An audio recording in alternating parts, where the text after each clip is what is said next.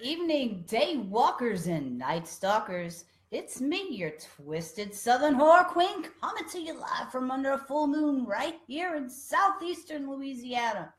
Gotta give a big shout out to Arm Radio Digital and TuneIn Satellite for being the only networks with a set big enough to broadcast this creepy chick's madness all across the globe. That's right, folks. We don't discriminate here at Armed Radio. We corrupt everybody no matter what country you live in. Also, got to give a shout out to my always awesome and sometimes sober producer, Jimmy Bell, out there in Boston, Massachusetts. He's the demented mind behind the scenes and handles all of my technical bullshit for me. So, yeah, he's priceless, y'all. You guys got to check out Jimmy and Paul's show on Armed Radio. That's every Thursday night. Pot Talk gives you a whole new outlook on the political status of our country. Yeah, that's a whole other brand of crazy right there, trust me. Yeah, I got a little bit of everything here on Armed Radio. Oh, you got to check out Big Johnny Blender's show, Whiskey, Cars, and Cigars. That's on Wednesday nights, same time as my show's on Mondays. And right after that comes Glenn Spillman with Sports Insider. He's awesome. He also does another show on Fridays behind another episode of Sports Insider called Cellar 13 Films. Glenn's like a master of all different trades. He's a stunt guy, a producer, a writer, a publisher. As a matter of fact, he's got an online magazine called Movie Lovers Unite, in which yours truly also writes a column. So check that out when you get a chance. It's a pretty cool little website. A little bit of everything on Armed Radio, just like I said. So there's really no reason to keep your dial off of Armed Radio or TuneIn Satellite. Keep it turned in there, because why the hell not? What else do you have to do? Tonight so far, I got the big man Joe Savino in the house. You guys can keep the freaking snow up north, dude. I'm done with it. And my girl Tasha's in the house. I'm glad to see you, my sweetness. Hope all is well. And Big Johnny Blender is stalking me from out in the shop. That's cool. I'm used to him stalking me. I'm over it by now. And my boy Freddie's in the house. We got power back, dude. It's all good now, right? Do have to give a few shout outs tonight. Of course, we're going to start out with thanking Entergy of Louisiana for the haggard look that I'm sporting tonight. Y'all don't hate. Go through 3.5 days with no power, and you can look just as haggard as I do right now. It's awesome, I got to tell you. 6 inches of snow in Tangipahoa Parish, and it turned into an apocalypse. So, yeah, Louisiana snow, not good at all. Also, got to give some shout outs to all of our sponsors. That's Surreal Studios. If you need any kind of photography or video work done, get in touch with my boy Alan Lloyd. And our guys D&M Graphics on the Gulf Coast. Those guys are crazy with their graphics. You need any kind of vinyl work or anything along those lines done, check them out. They've got it under control, I'm telling you. We also have Amelie Oil, Renegade Racing Fuel, and of course, my favorite sponsors of all, those guys over at Naked Wines. Naked Wines kept me warm all weekend long. I sampled, I don't know how many bottles, had to take the trash out several times, and it clanked all the way to the dumpster. Gotta love that, right? Man, that's nice right there. Freddie said, yeah, I was wondering if you guys were going to get power back before tonight. That's good. Let me tell you how we got power back. Wasn't because of anybody pushing papers and pencils around with Entergy of Louisiana. We had to wait till some Mississippi boys were in the house. Big Johnny got a hold of Wade Cuevas. Wade Cuevas got a hold of a couple of his boys who were out here working lines. An hour and a half later, we had power. Amazing how that worked, right? Just had to get out of the whole Louisiana factor to get the freaking power turned back on. Gotta love it. Hey, Terry. Hey, Joe. Hope you guys are doing well. Duke Kent has joined us, and so is Jessica Lynn Young. Glad to see you tonight. Hope you're staying warm, baby. Hope you guys got your power back. Hey, Cliff. Good to see you tonight, too. All right. So last week we kicked off like a multiple episode run of Ed and Lorraine Warren's most famous cases. And I said it was going to be a 2 or 3 part show because I'm not really finished with it. Even taking in consideration that tonight is the second episode, there's still so much more. Thousands of cases these guys worked, and they were like the cream of the crop when it came to paranormal investigators. So a lot of their work was so well documented, both with Ed Warren's written notes, his photography, and voice recordings, every aspect that they had to their for them to use back there in the 70s, late 60s and early 70s, was so well documented that a lot of his case files have been turned into films. And we were talking about that last week. You guys would recognize his case files by movie titles these days, and that says a whole hell of a lot right there. Hey, Brandon, glad to see you, baby. Hope everything's good over there in Texas. All right, so we talked about the Perron family haunting, which was a 2013 blockbuster we know as The Conjuring. We also covered the Lutz case, which of course we know as the Amityville Horror. That busted into theaters in 1979. And again with sexy ass Ryan Reynolds in the remake in 2005. But tonight we're going to roll out on the Annabelle story. And of course the Annabelle movie. Tim Purvis. Hey honey, hope all is good with you. Hey MJ, you got your juice back, girl? All right, so tonight, like I said, we're going to kick it off with the Annabelle legend. And I'm saying legend, even though it's a movie, because, hey, it was a story and it was a case first. So for starters, for those of you who don't know, the Annabelle doll was not this creepy porcelain-faced doll that was given to a wife for an anniversary or birthday or however the movie starts out. Not the case. I will say before I get started with it, I liked the movie. It was good. But as far as following the actual occurrences that were in Ed and Lorraine's notes or in the case files, not so much. It was a great flick, very entertaining, but not factual at all. So I'm going to hook you guys up with the facts behind Annabelle tonight.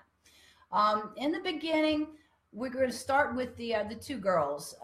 There was a young lady named Donna, and she had a roommate named Angie, and both of these girls were nurses. They were fresh out of nursing school, paying off the college loan thing. And Donna's mother gave her one of the large Raggedy Ann dolls, just kind of like a novelty thing to use to decorate her new apartment. This doll was like the size of a small child, not one of the small ones. It was one of the real big Raggedy Ann dolls. So she takes it home and of course sets it up, and she's got it decorating her bedroom. And she said in the beginning, things weren't very noticeable, but they were noticeable. For example, she would leave the doll in the middle of her head, in the middle of her bed, with maybe her arms crossed or her legs crossed. And when she came home from work and went into her bedroom, it would be in a different position. So in the beginning, these things just started out with little small movements, not anything that anybody else in the busy world would really pay a whole lot of attention to. But things started changing, and I guess the next step up was, instead of the doll changing positions, the doll decided it wanted to change scenery, and a lot of times it would be found in a completely different room than where it was left. And there was this one time in particular when the girls came home from work and they opened the door to see the doll, rag doll, kneeling at the front door. Well, it kind of freaked them out, so they went and put the doll back where it was supposed to be. But before they did that, they actually tried to replicate the position that the doll was sitting in, and it couldn't. If any of you guys are familiar with the Raggedy Ann and Raggedy Andy dolls, there's no spines. There's nothing in them. They're all cloth and stuffing. So in order to put this doll in kneeling position, it would have to have something there to brace itself with. Couldn't be done by their hands anyway. So other weird stuff starts happening besides them finding the doll all over the place. They started coming home to find notes written on parchment paper in pencil lead. It would say random things, nothing that really made any sense, but considering both of them ransacked this entire apartment looking for parchment paper and just a regular pencil and found none, that was kind of odd. So they started thinking that an ex-boyfriend or a neighbor or somebody was playing a prank on them, and they were breaking into the house after the girls left to go to work and doing stuff to mess with them. Stuff like I would have done. But that wasn't the case. They went to the extremes to secure all the windows and change the locks and do anything that they could to try to keep that from happening. But instead, things got a lot worse. When they were home, they would sometimes see things levitate off of countertops or shelves and then all of a sudden be flung to the floor, and things would bounce off the walls and pictures would just go flying across the room with no reason at all. There were things that were also being found in the apartment that neither one of the girls had any idea where it could have come from. And that's beside the parchment paper with the lead pencil writing on it. But there was this one afternoon that they came in from work, and they found a small boot-shaped piece of chocolate candy that had been set on the stereo cabinet. Neither one of them had any idea where the hell that could have possibly come from. Let me stop for just a second and give some shout outs. Daniel Lee Hall, Skipper Talley, Jose Garcia, John Anderson, my boy, get that man a cheeseburger. Michael Prado, my boy, y'all got to check out my press kit at authorlyngibson.com. Raising Cain, awesome band, follow them, do it. Who else? Ray is in the house, and Susan, hello, my sweetness, hugs and kisses from Louisiana, cold-ass Louisiana, too. So, at this point, the girls know that there is something going on in that apartment, and they're, of course, kind of connecting the dots and thinking, something's up with the doll, right? Yeah, so here's mistake number one. They called a medium in. Now, let me stop and put on the brakes just for a second. I am not slamming mediums. I don't particularly care for the term medium, but I do know a lot of those people out there that truly are gifted. That's the word I prefer. That do see that they can discern spirits, and they hear, and they're able to help maybe make some things pass on and give peace to those people who need it. But there are a lot of ass clowns out there that are not what they claim to be. So all I'm saying is, if you're going to call in a medium to help you out with any kind of spiritual chaos that's going on in your house, check for references. It's very important. In this particular case right here proves my point. When you have someone in there and there is actually some kind of demonic infestation or some kind of negative force in the house, if you bring in one of these people that is not trained, that's a fraud, however you want to look at it, it's only going to agitate the situation. And this chick right here that these girls called into their apartment was one of those. She definitely had some issues when it came to the discernment of negative spirits. Way Cuevas, you are my hero. Thank you very much. If you wouldn't mind, sweetness, would you please tag the guys that you had come out here and turn our juice back on the show tonight? Because I would really love to contact them and tell them thank you very much. Hey, Carol Poche, hope everything's going good with you, honey. So this medium comes in, and unfortunately, this demonic infestation that these girls have been dealing with was way smarter than the medium. She actually wound up getting duped into believing that it was a spirit of a little girl who had been killed right there on the grounds where this apartment complex was built years and years ago, and that the little girl was only there to play, and she had been attracted to the young girls because, you know, she thought that they would be entertaining for her. So this medium kind of opened the door for them by telling them that, because these young girls, not knowing any better, well, they felt compassion for this child. And then the medium tells them, well, the child wants to know if it's okay for it to stay. It wants permission to move into the doll and stay with you guys. Problem number two, never, ever invite something into your home. Even if it looks like grandma, it's probably not. You know, they can take images from your mind, and a demon can present itself to look like anybody or anything that it wants to. So unless you have built-in discernment in you, leave it alone. All right. So, as I was saying, this only proves my point because when the Warrens came in, they later stated in their notes and to these girls that that medium only agitated this entire situation. Um, like I said, the medium was duped, and in turn, she caused the young nurses to invite this demon to stick around and kind of sealed the deal for it to attach itself to the girl. One thing I would like to get straight, right, quick, fast, and in a hurry, is there's a big difference between a demonic infestation, a poltergeist, and a ghost. There are differences there. And a demon can possess a person, it cannot possess an item, a thing that it can attach to that item or thing and wait for the next host, I guess, or unwilling or willing host to come along. Hey, Larry. Hey, Kenya. And hey, Kevin. Glad you guys are joining me tonight. After the medium came in, like I said, everything started getting a whole lot worse. And thank God they got in touch with the Warrens.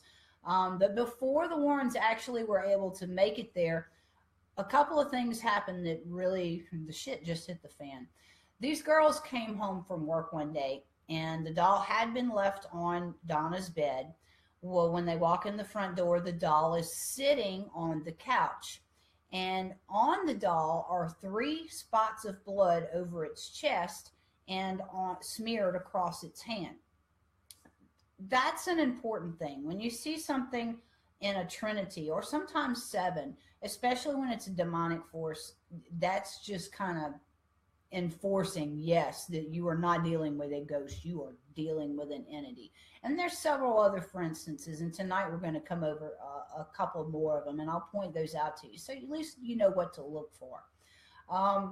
So they're waiting for the Warrens to come over. They actually get there, and the Warrens call everybody in to interview them. And when they do, this recent event had just happened. Donna had a boyfriend named Lou. So another evening they came home. This was after the blood stains were found on the doll. There was racket going on in the room where the doll had been locked up and left that day. So Donna's freaking out, and she calls Lou. She says, "Look, there's banging and screaming and all kind of madness coming from out of my bedroom, and there ain't nobody in there but that freaking doll." So Lou comes over to see what's going on, and when they all decided to man up and walk to the bedroom door together and open the door, the doll is crumpled up over in the corner. The room is ransacked. And Lou decides he's going to walk in and make sure there's not somebody in there, and somebody had broke in and was just tore the room up looking for something. Well, the second he walks in, he feels like there's somebody standing behind him. So he stands there and he listens for a minute, and then he turns around to confront him, and he was attacked by something that wasn't there. It was obviously there, but it wasn't anything that he could see. All of a sudden, 7 claw marks crisscrossed his chest, and he started bleeding profusely. But this happens very typically too with a demonic attack. It's a bad wound, it'll bleed profusely, but it heals at an amazing rate. It's something science couldn't even make happen. 48 hours later, the marks are gone, completely healed up. So at this point, I had to backtrack a little bit. This is when Donna and Angie actually reached out to the priest. And the priest knew the Warrens because he had worked with them on several investigations in the past. So he, of course, in turn, reached out to the Warrens because he knew this was fixing to be a shitstorm, which it was. So the Warrens show up and they start interviewing the girls, and they find out about the medium that had come in. And they interviewed them separately first, and then they interviewed them all together. Well, when both of the girls and Lou, the boyfriend, are all sitting at the table, Lou actually confessed to a couple of attacks that he hadn't told the girls about. There was one night when he had stayed over at the apartment. He was in bed with Donna, and the doll, he woke up because he felt something in the room with him. So he wakes up and he looks at his feet, and he sees the doll crawling over the foot of the bed, over his feet, up him, and then start strangling him. A little odd right there. But that kind of stuff happens, especially when you've got a demon that has just been given permission to attach itself to you. So I guess, I don't know, either the demon was just feeding off of it, or maybe a little bit defensive because Lou was in bed with Donna. One way or the other. Wasn't good. So after they all finish sharing their story, they've told them pretty much everything they could remember. One of the girls turns around and tells the Warrens, well, we're going to move out. And Ed says, won't do you any good, because the gestures that this doll has made, the transporting of the doll around the apartment, the letters written in parchment, the 3 drops of blood, which is, of course, is a mockery to the Trinity, all proved that there was intent behind this entity's actions. So this one determining factor that separates the haunting from a demonic infestation, just like we were talking about a few minutes ago. So the Warrens call their priest friend back over to the apartment, and they're going to go ahead and go through with the exorcism rite, and then bless the apartment and everybody who was there. Because like we said, the demon can only attach to an object, or can only attach to an object, but not possess an object. It was there to possess one of the girls. My thoughts, probably Donna. So they did their exorcism, they did their blessings, and at that point in time, they packed up and got ready to leave. Well, Donna requested that Ed and Lorraine take the doll with them. So, you know, they knew everything that had been done that they could have possibly done, and it wasn't that their faith was weak, but Ed just had this sinking feeling that it wasn't over. So Ed throws the doll in the back seat of the car, and he decides he's going to take the old back highways home, because he didn't want to get on the interstate with God knows what could happen in the back seat. So it didn't take very long before his hunch actually materialized. Now, the Warrens were driving a brand new car at that time, and he said that every time they came to a curve or an intersection where he had to stop, the car would either stall or would not stop. So he had just about had 2 different wrecks, and on the third one, he pulls the car off of the side of the road, opens up his black bag, digs out his holy water, and starts throwing his holy water on the doll. So they made it home without anything happening. Now, Ed takes the doll and he takes it into his office and throws it in a chair next to his desk. And everything was quiet for a few days. But then the doll started levitating from the chair. It would rise up about a foot out of the chair and then all of a sudden just fall limp. It would do that 2 or 3 times a day, and it usually did it, of course, while Ed was watching. I guess he was trying to build up the fear factor so it would have something to feed on. Ed Warren was not the one that he was going to get any fear factor off of.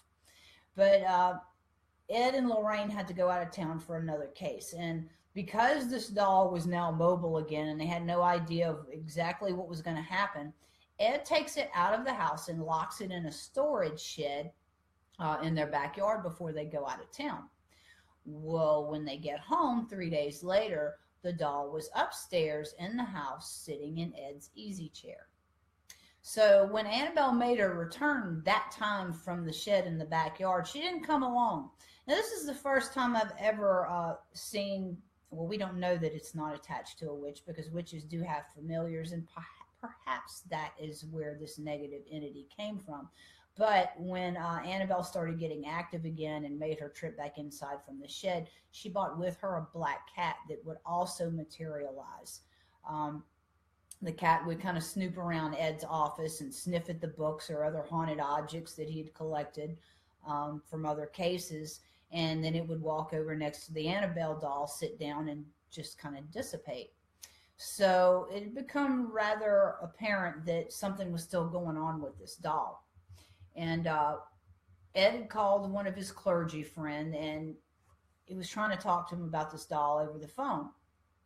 So there was some weird growling and all kind of stuff that was going on in the phone line. So there was an issue with trying to talk to the clergy even over the phone. So during that time, the father decided he was going to pop in. His name was Jason. Excuse me.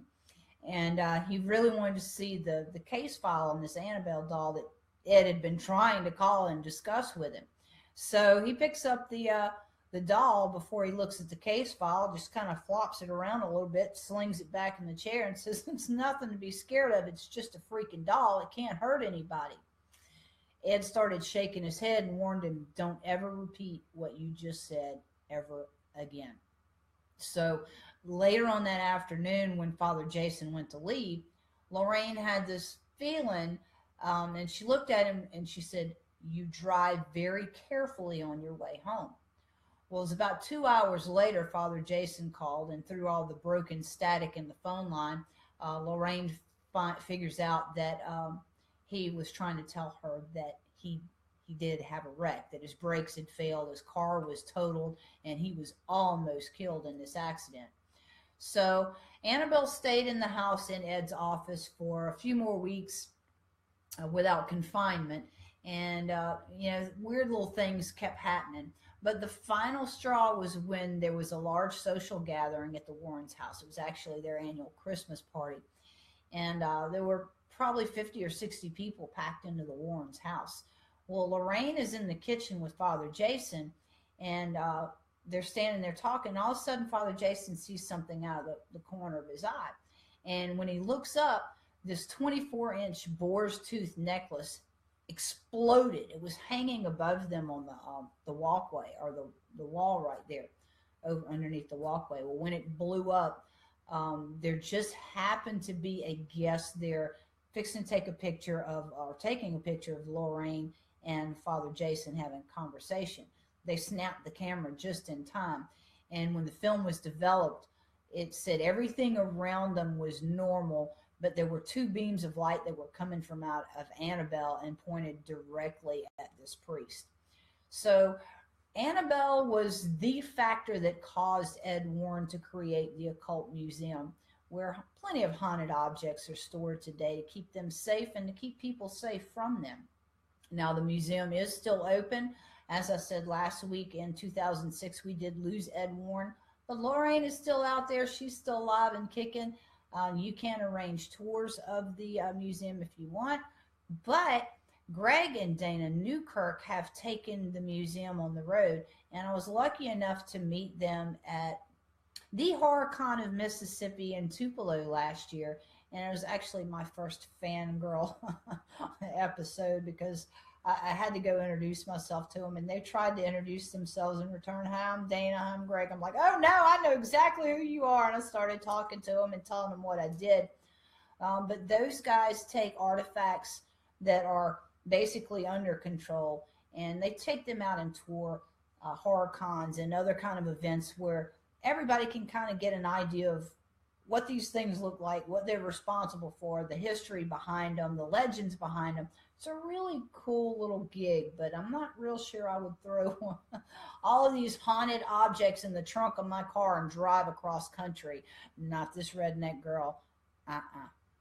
Lawrence is in the house. Hey, my man. How you doing? I see Tracy and Martin and my girl Rhonda. It's still cold out here. And my favorite uncle, DW, and my Aunt Wanda. Hey guys, everything's good. Got power back, got internet back late last night, thanks to my boy Wade Cuevas, another Mississippi boy that had to come cross state lines to take care of us. Hey Herb Freeler, glad to see you joining me tonight, honey. So next up, I'm actually going to drop a little bomb on you guys. It's not like I would ever do that, right? So I wanted to tell you guys that there was more than one haunting in Connecticut. And of course, the Warrens were involved. I'm going to tell you first about the one that a movie is not based off of yet. Ed's case files title this one The Lindley Street Haunting. So this is about the Gooden family. They moved into this tiny little 4-room house in the early 60s. Now, the family consisted of Gerald, which was a factory worker, his wife Laura, which was a very high-strung but devout Roman Catholic, and little Marcia, which was a young girl that they'd adopted directly after their son died. Now, they were very protective of Marcia. It was said that they walked her to school every day. She was never let out of the house alone. The kid was miserable. All the other kids at school were giving her hell. And Marcia fought back by feeding her unhealthy interest in the occult. And there at her side was her only friend, an orange and white cat that she'd named Sam. That's relevant. You guys are going to trip out on this. Okay, so here's where it starts getting interesting. In the fall of 1974, Sam goes to the vet for a little minor surgery. Well, when the cat comes home, he starts acting all crazy, like he's trying to talk or something. So later on in Ed's files, he'd made notes that Gerald claimed the cat would kick at the basement door and yell at him, "Let me out, you dirty Frenchman, you filthy Greek." So the cat had a hell of a vocabulary. He wasn't just asking for dinner. So these banging noises in the house had started about 2 years after Marsha was legally adopted, and that happened in the late 60s. But the shit pretty much started hitting the fan around December of 1973. Not sure why it took so long, but here we are. Anyway, this family had absolutely nowhere to turn, so they just put up with all this madness until they actually heard somebody talking about Ed and Lorraine and figured out how to get in touch with them. So now it's November 1974, and the Warrens have just been called in by the Gooden family to investigate this malevolent force that's been terrorizing them for the past few years. Now, they were claiming that furniture was being thrown around at the family members, and the family cat was screaming out ethnic slurs. Gerald said that the day they reached out, they came home to see their stuff flying around in the front room. And he said that day was Sunday, November 24th. He knew that something had to be done about all this madness. So Gerald said even though there was nobody in this room, the whole house looked like it was just, there had been a demented person in there pitching a bitch fit. I take that personally. Anyway, he said he knew he had to get his family out of there. He again called the police, which was something that they did on a regular basis. So this police department was well versed in the mad shit that was going on in the Gooden household, to the point where a lot of times when they were called out there, these police officers would actually sit and pray with the Goodens because they knew what was going on in there. So by November 26th, the police superintendent goes on the radio and he announces that the supposed haunting was just all a hoax that was started by the kid, Marsha, and that the parents were feeding it and they were trying to cash in on their newfound fame. But that wasn't really the case. And I'm going to tell you all about the case. The problem with the superintendent was that his town was being overrun by curious people, by investigators, by press. And Gooden's probably like a little, or I'm sorry, this little town here is probably like a little Mayberry, very short staff. So he didn't have the manpower to handle these crowds, plus take care of all of the other regular madness that's going on. So it was his goal to make it come to an end. Kind of backfired on him. But anyway, like I was saying, he was short-staffed. So one of his men was actually one of the first that responded that November 24th to the Gooden house call that day. And he said when he got there, Miss Gooden opens the door up and he could see that the entire house had been trashed. So his first question was, has there been a burglary? Well, no. She says it's always like this. Apparently he was a little new to the police station there. But she said that there were loud bangs and other things that were still going on, maybe aftershocks of whatever bitch fit this entity had pitched. So this officer decides he's going to figure out what the hell's going on with all this banging that's going on down in the basement. So he walks room for room in the entire house before he goes downstairs. And of course, he finds nothing. So he goes downstairs, looks around the basement, and there's nothing going on. And he's thinking, well, maybe there's some kind of settling or something happening with this house. So he calls the fire department and the city engineer to come and take a look at everything. So, of course, they also find a whole bunch of nothing. The fire chief said that there were some things going on at a church next door. I think they were doing a remodel or something with this church. So they checked in to see if anything was happening at that point in time when the first police officer was hearing the banging and no work was being done. So, of course, they ruled that out. In the meanwhile, the fire chief chaplain, or the chaplain for the fire department, decides he's going to go ahead and do a walkthrough and start blessing the house. He didn't see anything as he's going room for room and saying whatever ritual or rite he says, that everybody else there while that was going on said that they did. The fire chief in particular said he saw dinner plates rattling and pictures jumping off the walls, and a television set fell over. And then there was this heavy leather chair that jumped at least 6 inches off the floor. There was a 22-page report prepared about a year later by a seminary student that quotes the Bridgeport police records as saying officers saw the refrigerator rise about 6 inches off the floor. A 21-inch portable TV rose off a table and rotated. Objects on the shelves were vibrating and then they'd fall to the floor. They also saw a lounge chair that Marcia was sitting in fly backwards and flip over. But when the officers tried to move the chair back in place, they couldn't make it budge. And then some of the men claimed that they saw this plastic crucifix explode from off the wall. A little note here, Ed and Lorraine kept the pieces of that plastic crucifix, and they are now in the Occult Museum. Lorraine herself specifically said, "Never in my life did I ever see so many police officers get down on their knees and ask for a priest's blessing as I did in the Gooden home. They were really at God's mercy in that house, and they knew it." Tim Quinn was a reporter that was sent over to cover this haunting on Lindley Street. So he pulls up, and of course he's seeing this massive crowd, and the police are just telling him, well, there's some religious rite going on inside the house, and you can't go in right now. So they made him wait. So a little while later, he sees the Warrens walking out of the house, and he, of course, was allowed in. So Quinn's thinking that he's missed all the good stuff because there go the exorcist in his mind.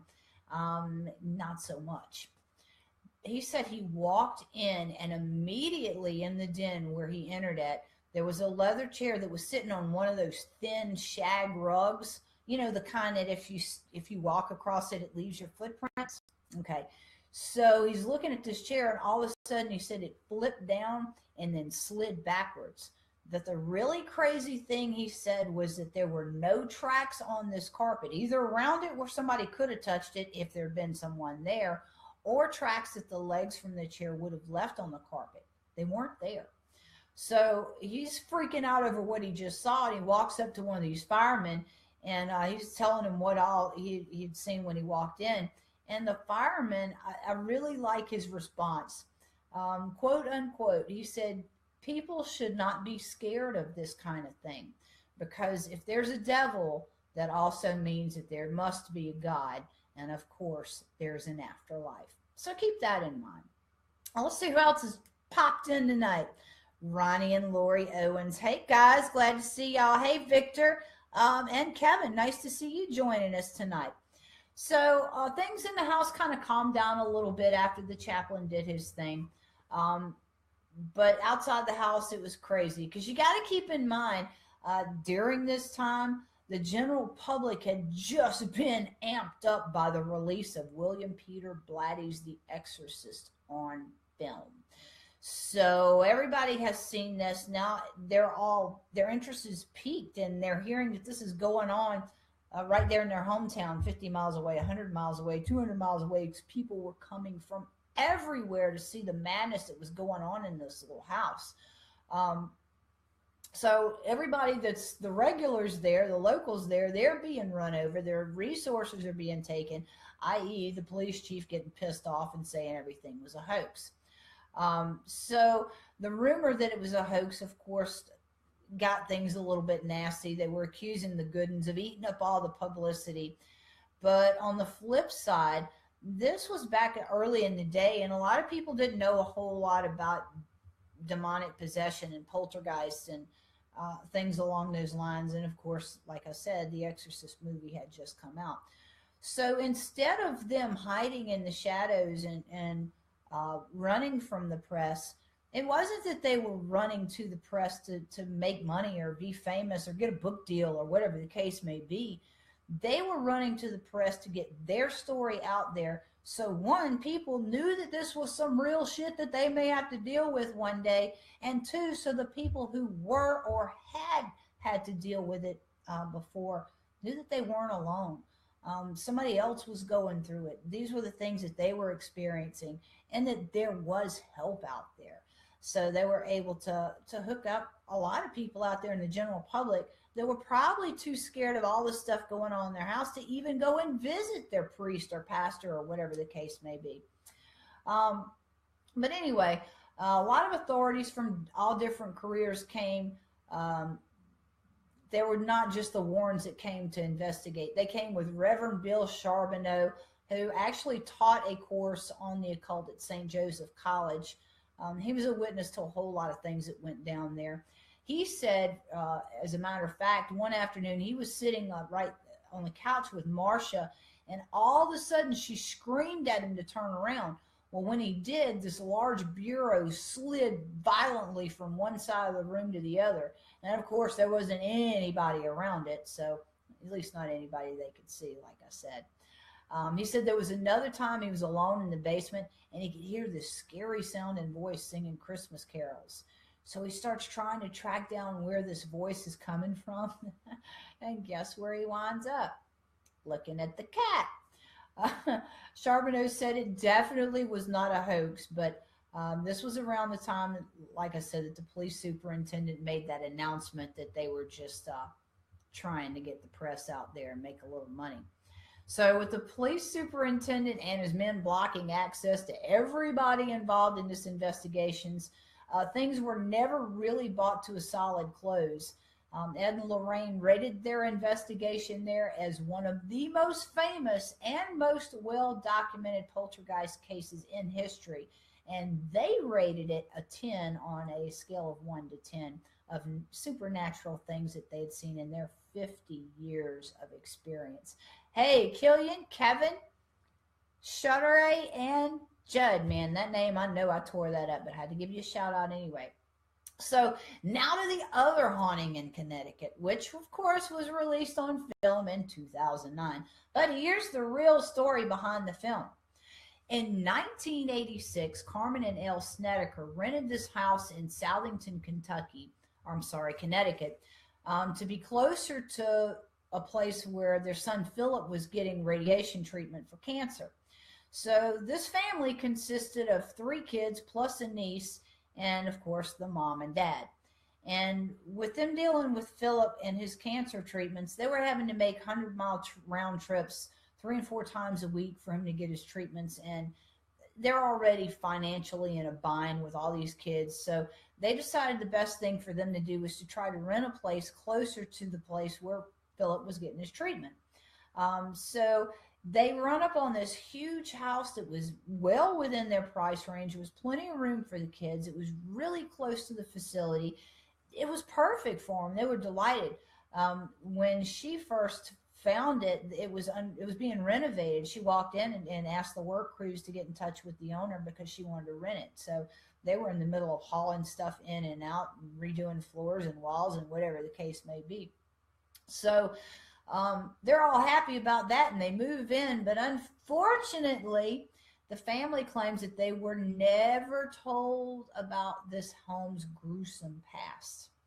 The property had been used or had been in operation as the Hallahan Funeral Home for several decades, and some portions of the property were being renovated. The basement was blocked off with all these construction materials, so they never saw the morgue or the embalming room until after they moved in and got settled. Another little bonus amenity was discovered at around the same time. It even came with its own little graveyard in the backyard. Fantastic! So immediately after moving in, Philip, which is the one who's getting the radiation treatment, he starts having these terrifying visions of ghosts, and then all of a sudden toe tags start turning up in odd places all over the house. The lights started flickering, just like Louisiana in a snowstorm. Dishes would shake, and they would smell rotting flesh. It just kind of hovered all over the house. And then Carmen had this really interesting experience. She's downstairs in the basement trying to help Philip clean up because he decided he wanted to stay down there by himself, and her mop water turned to blood. So Carmen and Al even alleged that these demons sodomized them sexually abused them during their 2-period stay there, 2-year period stay there. Philip was having all kinds of psychological issues. He was becoming aggressive, and his personality just came to a drastic and violent shift to where he actually attacked his little cousin. Well, I say little, she was a teenager. Philip wound up being diagnosed as schizophrenic and did 45 days in a nut house after that for counseling. Now, I got to tell you this up front. A lot of times, in a lot of cases where someone is diagnosed being schizophrenic and sent to a facility to be counseled or fixed or whatever, that's not the case. Um, Demonic possession mimics the effects of schizophrenia, or not schizophrenia, but yeah, schizophrenia. uh, it's the personality shifts. There's a whole lot of physical things that go along with it.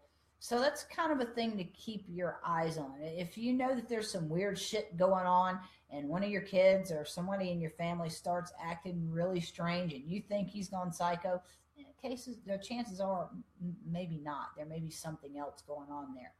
So when Philip gets released from the nut house, things started going ape shit.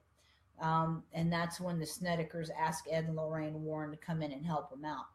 So Lorraine was the one that actually took the phone call in the middle of the night.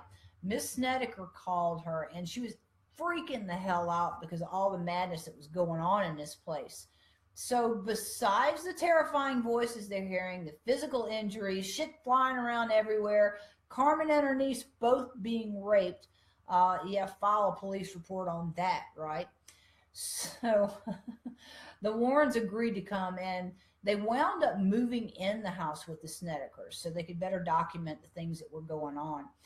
Lorraine was constantly harassed physically and spiritually by these earthbound spirits, and there was a negative entity that was there along with them that Ed was being attacked by physically on a pretty regular basis there. So the Warrens and their team of investigators attributed the hauntings of these ghosts to people that had actually been bought and serviced at that funeral home. Now, according to the Warrens, there had been an arrest of one of the embalmers for necrophilia, you know, one of those lovely things that the sick asshats like to indulge themselves in.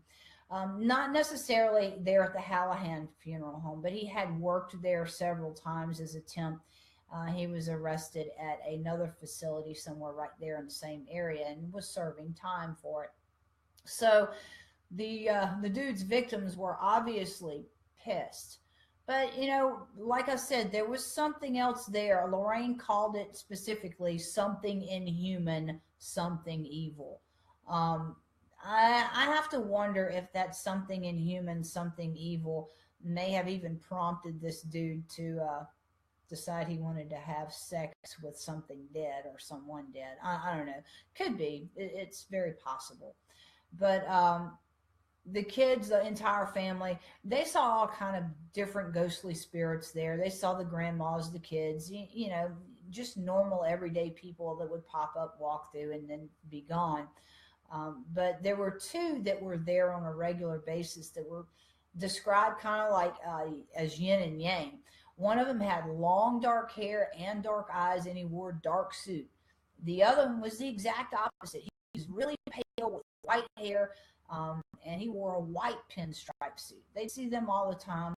Not necessarily anything negative with them. They did have a tendency to pop up and scare the piss out of you, but he never materialized, never did anything physical as far as these guys said. Now, Ed and Lorraine were able to actually break the evil hold on the Snedeker family, and they were all able to move on with their lives. Philip did go into remission. He did grow up, got married, became a truck driver, had 4 kids of his own, but his cancer did come back in 2012, and he is no longer with us. There were several other aspects of this film that were fabricated that I wanted to make sure I got out there. As far as it having a history of seances and things like that being done there at the house, not in Ed Warren's case files. And I do have to say that in Ed's files, he physically went to libraries and police stations and did his research to find out what happened on that property before the house was built, while the house was built, while someone lived there. As we said, there have been several generations of the Hamlahans running this place as a funeral home. He wanted to know what happened there before, just like I do when I tell you guys about haunted history. I got to tell you what happened there before, what happened during the house, what has caused these spirits to latch hold of this property or this house and stick around for so long. And that's kind of why I did that. I found that Ed and Lorraine's research is very, very thorough, and I try to do mine the same way. Of course, I'm not a paranormal investigator or anything yet. Hey, Janet, Burton, Marcia, and Homer, glad to see you guys tonight. Like I was saying, there were several things that were in the film that weren't true to life because it got all Hollywooded up, but the bodies in the wall, not happening. Philip did actually try to burn the house down. I don't know if that happened before or after he went all schizo and attacked his cousin. Some of the other creepy events that were on the film or in the film actually did happen. For example, one of the craziest scenes in the movie was the shower curtain scene. But instead of it happening to the cousin, the young girl, it actually happened to Carmen. She said that she was in the shower and the curtain, of course, the plastic curtain wrapped itself around her, and something was trying to sexually assault her. It was the niece that came to her rescue and unwrapped her because she was suffocating. The youngest brother's ride on the gurney that went all kind of ape shit in the movie, that happened too, along with a whole lot of other madness. Though the Snedekers did move on, there are ongoing reports that paranormal activity is still going down in that house. All right, guys. So like I said, there's a whole lot of other cases that Ed and Lorraine have. I'd love for you guys to shout out and tell me if you're interested in me continuing on next week with a third episode, because there's some mad stuff out there I really want to tell you guys about, but I want to make sure I'm not pushing Ed and Lorraine down you guys' throats. I don't feel like I am. I think you guys are digging it. So send me a note, shoot me a message, inbox me, whatever the case may be. Tell me, yeah, Twisted Southern Horror Queen, we want a third week of Ed and Lorraine Warren. I'd love to hear that because I've got all kind of stuff lined up for you. But for tonight, I'm going to wrap it up on that note. Going to see what else I can do with this haggard look, sponsored by Entergy of Louisiana. Thank you very much. And in the meanwhile, hope you guys have a fantastic week. And of course, as always, y'all keep it creepy because you know I will. Y'all have a good night.